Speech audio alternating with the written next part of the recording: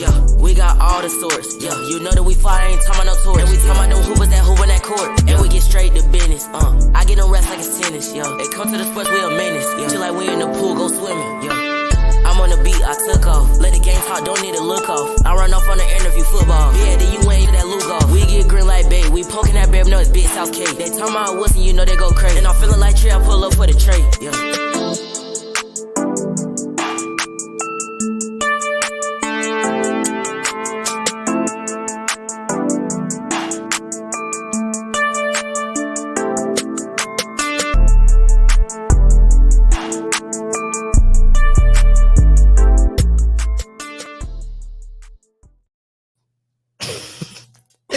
Welcome to the Tucker Town Podcast. I'm Nick. I'm Josh. And you can find the show on all podcast platforms. Remember to like, share, comment, 5-star rate. How was the break, Josh? How was your break, man? Talk to me. My break was good. We didn't have basketball practice, so I was mostly asleep most of the time. How was yours? Bro, I was in the house. I didn't really do too much. I only did something Saturday. Sure. But that was it. All right, let's get to the question of the day. Homecoming 2023. What was your favorite part about homecoming this year? Probably was the tailgate, probably. Tailgate was fine. Tailgate, yeah. But I feel like the parade had, I feel like it was the tailgate food. That's what I think so. Tailgate food too nice, I'm not gonna lie. That's literally almost what I go to tailgate for. Tailgate just, they food just, yeah. Do we hit? In facts. Do we hit different? Do y'all homework on tailgate food, man? All right.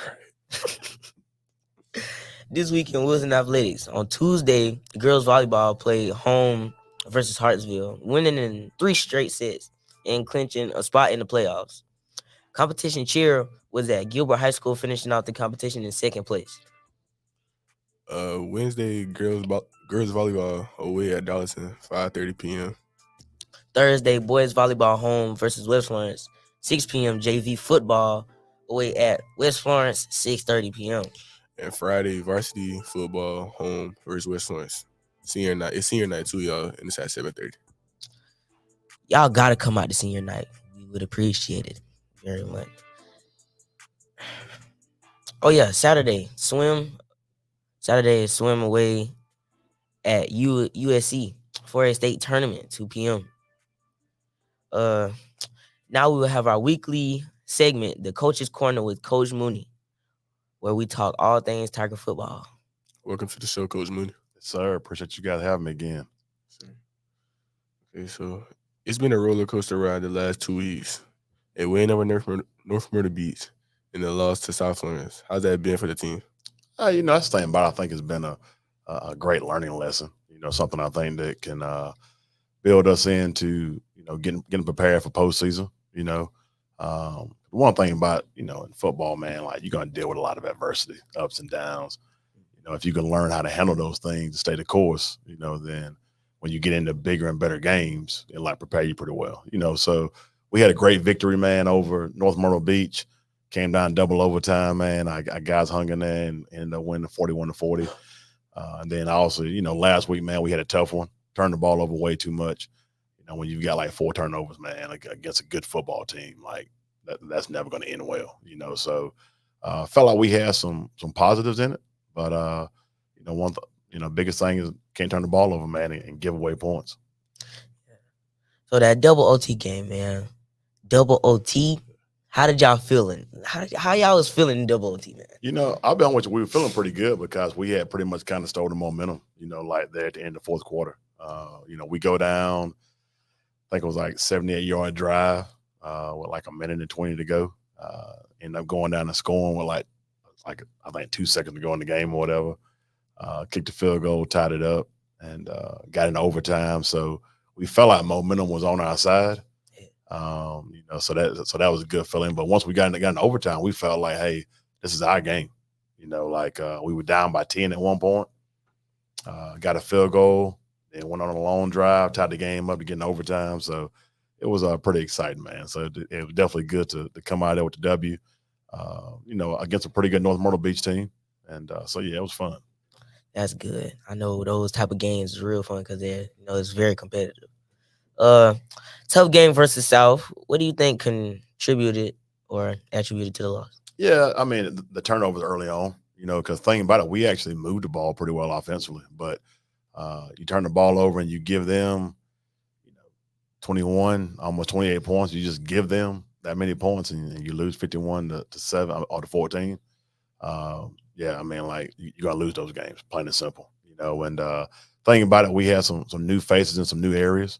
And I'm not one to make an excuse, but obviously when you got inexperience in certain areas, it can be a corporate to error sometime. But the biggest thing is, we turn the ball over 3 or 4 times against number one team in the state. That's never going to be good. So felt like that if we had not turned the ball over, we were moving the ball, and I think that we probably would have scored 28 to 35 points. Yeah. You take away 21 or 28 of their points that they scored. Now you're talking about like it's a ball game. So can't turn the ball over. Definitely this week against West Florence, and if we can limit our turnovers, I think that we're pretty good when we don't turn the ball over. Got you. Okay, so with a loss like that, as a coach, like how do you prepare like your team for like a bounce back game? Like, Yeah, bounce back? the bounce back started at halftime of last week's game. That's one of the reasons why people probably looked at us like we were crazy, but our guys came out with a lot of energy in the second half. At the end of the game, our guys weren't walking around with their head down, because I always tell everybody that you can't let a quarter or a half define who you are. Like you got to believe in who you are. And our coaching staff believes in our players, and we told them that, hey, we had a bad first half. We turned the ball over. We gave away a bunch of points. It wasn't necessarily that, they were doing something that we weren't prepared for. But when you give somebody a whole bunch of points, it makes a big difference. So, I told our guys, man, that we want to come back Monday, encouraged and prepare for West Florence, and that we want to let that game be gone, just like, for example, North Myrtle Beach is gone, and the other games we played before that, they're all over with. Our focus is West Florence, and we're not going to let a half define who we are for the season, because we're in an ample position right now to finish a strong second. Still a possibility we might could win the region, depending on some things that may occur. But right now, our focus is West Florence, and we feel good about it. Sir. What were the bright spots in the loss? Yeah, I think we found out that we had some young guys. I use, for example, one of our wide receivers, Mr. Lacey, who I call the playmaker. He comes in, man, has not started all year long, but he had 2 long receptions, had 73 yards receiving. And, I think that he proved to himself, man, that he can be a playmaker when he wants to be. Felt like defensively in the second half, I thought, that we bared down and played pretty well. We tackled a little bit better, made some plays. We had a block punt, by one of our backup players, ended up returning it for a touchdown. So I think that there were guys who I think might even have surprised themselves, that I felt like going forward, they're going to be in a position to help us out a lot more. But it always takes a moment for you to start believing in yourself. You know what I'm saying?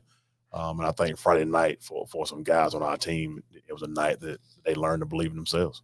Are you talking about the pass on like Jaron had like scrambled and like I thought he was like too late to pass it to him. Yeah. Like he told me he had like I can't remember what yard it was on. I remember he had like scrambled and threw it up. I thought it was gonna be too late. Oh yeah. Well, I'm gonna tell you too. Even having Jaron right there, I use that play as an example. But having Jaron at quarterback, man, he's pretty elusive. So that gives us another option of something positive that we saw Friday night, that we feel like that we can work with the rest of the year. And thinking about it too was obviously not having him a wide receiver. It gave some other guys the opportunity to step up and make some plays, and they did. So that's the thing about it, like we've had to change the dynamics a little bit this year, but I feel like that they've changed in a positive way, for us going forward. Because the fact of the matter is this right here: we take care of business this week. Next week, we're gonna pretty much lock in second place. Yeah. We take care of business next 3 weeks. We're gonna lock in second place also. But then, say South get knocked off by somebody, which is a possibility. Now all of a sudden, like we're sitting there region champions. So we got to do our part to just be prepared. And take care of business on Friday night. Okay, so with West Orange coming this Friday, so like, what is the offense? I mean, like, what does our defense have to prepare for? Like, A lot of heavy run. A lot of people are familiar with Coach Page that used to be here, legendary coach, man, terrific guy, terrific football coach. He loves the power read. Where basically you give the outside zone look, but you also can keep as a quarterback and running inside and run like a power look. So we've got to be able to stop that. They do a really good job of running that. They run a lot of counter trade type stuff, where they pulling two linemen and blocking down and kicking out and stuff or whatever. But most importantly, we got to do a really good job of tackling. That's the biggest thing. We've altered some things of how we teach our tackling this week that I think is going to play to our favor. So if we tackle, I think it's going to be, pretty simple game plan. Yeah. But the thing about it, if you don't tackle, then it's going to be irrelevant then. How about the defense? How you feel about the defense? Yeah, and that's saying about it. I think the defense is going to be fine. Like I said, like we got to do a really good job of tackling. Offensively, we've got to sustain drives and be really good on third down. We got to make sure we're not having drop passes. We got to make sure that we're having sustainable blocks up front. Just got to make sure that we get ourselves into a rhythm. That's something that we've struggled with a little bit this year. Is getting in a rhythm offensively. And defensively, it's the same thing. You get in the rhythm of how you tackle. You get in the rhythm of how you play technique-wise. You get in the rhythm of how you play leverage-wise. We just got to get in like a really good rhythm on both sides of the ball, so then we can have some encouragement about how we're playing, and everybody can feed off of that. Sure. So the last two games were played with Tristan Howard starting quarterback. So like, what's his status like? Yeah, so Tristan will be back this week. Unfortunately, we lost him in the middle of the North Myrtle Beach game to a concussion, but he's going to be back this week, so that's going to be encouraging. We're going to gradually, get him back into the groove of things. Also when you go down with a concussion, your brain gets jarred a little bit. That kind of makes you a little hesitant when you come back. But how did that happen? So what happened was he got hit in the helmet by one of North Myrtle Beach players, and it should have been a helmet-to-helmet call. They didn't call it, but unfortunately, when I went out to check on him, you could tell he was definitely concussed. So yeah, he's been out for the last game and a half, but having him back is going to be really good because Tristan has great leadership skills, man, and he's tough, he's physical, man. He's got a high football IQ. He's still young, but at the same time too, like having him back is going to be really good. What is the message going to this week's practice? Stay the course, baby. Stay the course, man. The thing about it is, the goals that we set at the beginning of the season, all those goals are still intact, and the biggest thing, man, is teaching our guys that when you hit adverse points, man, what you do is you stick to what you've been doing. You stick to your fundamentals. You stick to your toughness. You stick to having your teammates back, and we've hit some adverse points here during the season, but I feel like that our guys have responded pretty well overall to those moments. So, I think that with doing that, it's going to help us out like later in the season. Okay, so do you have any shout outs? Yeah, man, always shout out to my little mini. Shout out to our student body. So, shout out to our fans, man, our alumni who came out in full force last Friday night. And it was great to see, a full crowd there. I know the last couple of years have been crazy because, we had COVID in 21 when I first got here, and then 22 it got a little bit better. And I felt like Friday night, man, that we had, a max crowd. I think we had well over 5,000 people here. So it was good to see our fans, man, come out. Like you guys were talking about earlier, the tailgate and everything, man, was crazy. I know the class of 87, big shout out to them. They fed the team in pregame. And so, yeah, man, it was a cool night, man. Outside of the loss, it was a pretty cool night. Thank you for joining us this week on the Tiger Town podcast. Remember, you can find us on all podcast platforms. And until next time, I am Nick. I'm Josh. And we're out.